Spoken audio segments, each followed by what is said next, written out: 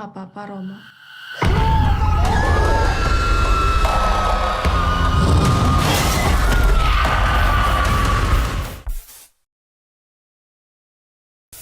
Gua nggak bisa bilang film ini bagus, cuman gua mau bilang kalau film ini cukup memberikan warna baru di film horor Indonesia. Itu yang gua suka.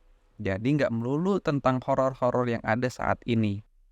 Ya memang sih katanya ini juga berangkat dari kisah nyata, tapi banyak informasi yang nggak gua dapat tentang kisah nyatanya tuh berangkat dari mana sebenarnya. Tapi itu bukan masalah buat gua, karena yang namanya film ya udah film aja. Jelangkung Jelangsek. Di sini ada pesta kecil-kecilan. Datang tak dijemput, pulang tak diantar. Secara cerita film ini sebenarnya biasa aja. Format yang digunakan pun juga biasa aja. Satu pun gak ada yang spesial dari film ini menurut gua. Kalau kita lihat posternya aja biasa aja, berasa kayak kurang menggugah untuk ditonton. Itu yang gua lihat karena kalau kita lihat dari posternya ini kayak nyontek dari beberapa poster film yang ada di luar. Dan kalau gua ngelihat sendiri masalah posternya, malah boleh dibilang terlalu kuno untuk posternya buat gua. Jadi kayak nggak ada pengembangan tersendiri gitu. Dari posternya aja sebenarnya nggak ada rasa ketertarikan untuk menonton film ini jika kita hanya melihat dari posternya aja.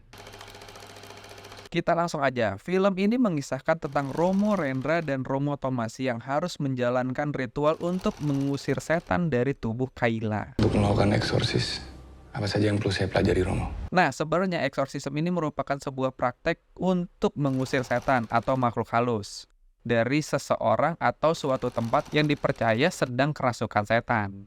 Praktek ini sudah cukup tua dan menjadi bagian dari sistem kepercayaan di beberapa negara. Ada murid-murid Lucifer lain yang merasuki Kayla. Kalau dibilang simpel, memang cerita dalam film ini sangatlah simpel. Tapi yang menarik dari film ini adalah alur ceritanya. Film ini cukup memiliki pacing yang baik menurut gua, walaupun masih ada hal-hal yang bersifat bertele-tele, tapi cukup baik dan cukup enak untuk dinikmatin. Film ini cukup berusaha untuk tidak banyak menghabiskan waktu dengan menceritakan latar belakang karakternya, seperti karakter Kayla dan karakter Thomas. Tetapi hal-hal yang diceritakan sudah cukup untuk membangun karakter yang kuat. Nah, hal-hal yang kayak gitu menurut gua di film ini cukup bisa menyenangkan.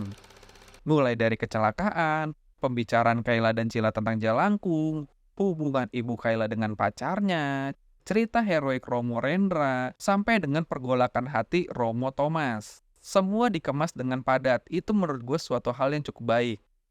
Makanya menurut gue film ini cukup memiliki pacing yang cepat gitu. Jadi kayak nggak gitu terlalu bertele-tele, ini cukup menyenangkan. Dari yang gue lihat, film ini cukup berusaha keras untuk tidak terlalu banyak mengulur waktu agar terlihat seram atau menegangkan. Itu juga yang gue rasain sebenarnya. Walaupun kalau ngomongin masalah ketegangan, buat gue film ini nggak berasa sama sekali memberikan ketegangan tersebut. Bukan nggak relate sama apa yang dilakukan ya gitu, tapi lebih ke arah eksperimen menonton aja. Nah, gue tuh nggak mendapatkan hal ketegangan ketika menonton film ini. Bukan ngomongin masalah relate atau enggak. Gue punya ide. Jelangkung Jelangsek. Menariknya, film ini juga menceritakan tentang kebodohan remaja. Daya pikir yang masih rendah dan ingin semuanya serba instan. Mau misahin antara ibu dan pasangannya biar nggak deket lagi pakai memanggil arwah atau memanggil setan. Memang sih, arwah yang mau dipanggil ini adalah arwah ayahnya, yang menurut dia adalah orang yang paling baik yang pernah dia temuin daripada calon dari ibunya sendiri. Tapi yang dia nggak pernah tahu adalah apakah arwah yang akan datang ini adalah arwah ayahnya. Tapi ini jadi menarik karena kelogikaannya cukup dimainkan pada film ini. Menceritakan pola pikir instan tentang remaja. Tapi nggak tahu message-nya ini bakalan nyampe nggak nih ke penonton. Gua sih ngerasanya film ini mau memberikan sebuah informasi tentang hal-hal tersebut.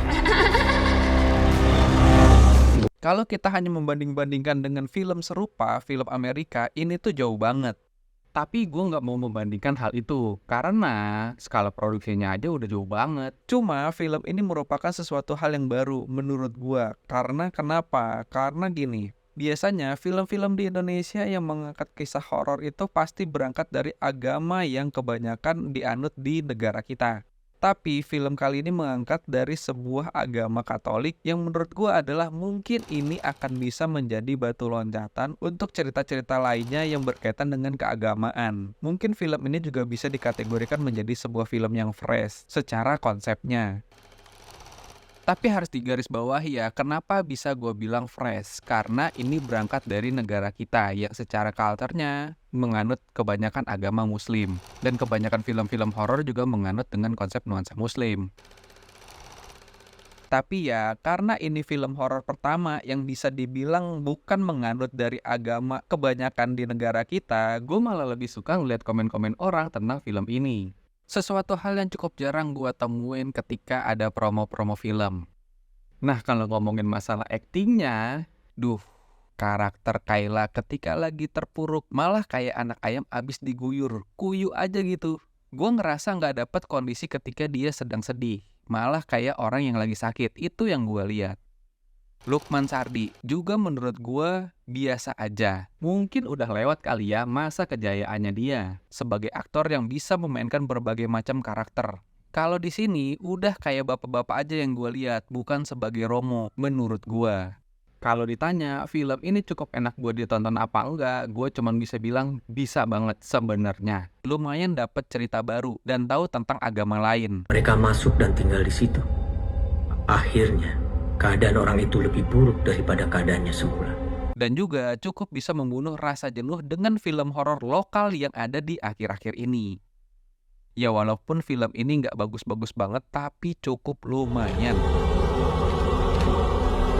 Kalau ngomongin masalah shot atau pengambilan gambar ya udahlah ya gitu aja, datar menurut gua. Padahal referensi di luar itu banyak banget. Jangankan ngomong di luar ya, di Indonesia aja kan kemarin-kemarin tuh banyak yang bikin film horor. Nah, menurut gua ada beberapa part atau beberapa shot yang bisa diterapkan di film ini. Tapi di film ini menurut gua malah sedikit lebih flat aja.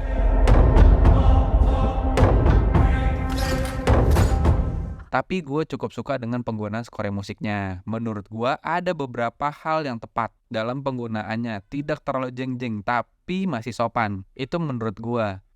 Jadi memang secara keseluruhan memang ada gitu musik-musik atau scoring-scoring yang menurut gue jadi berisik di kuping. Tapi ada juga penempatan-penempatan scoring musik yang tepat. Nah karena hal tersebut ada beberapa yang bisa menghidupkan suasana walaupun pemainnya biasa aja. Tapi ingat, dari semua yang gue ucapin itu adalah datangnya dari persepsi gue sendiri ketika gue menonton film ini. Terserah kalian mau berpendapat seperti apa. Con tu mi ruin. CTI Inferno.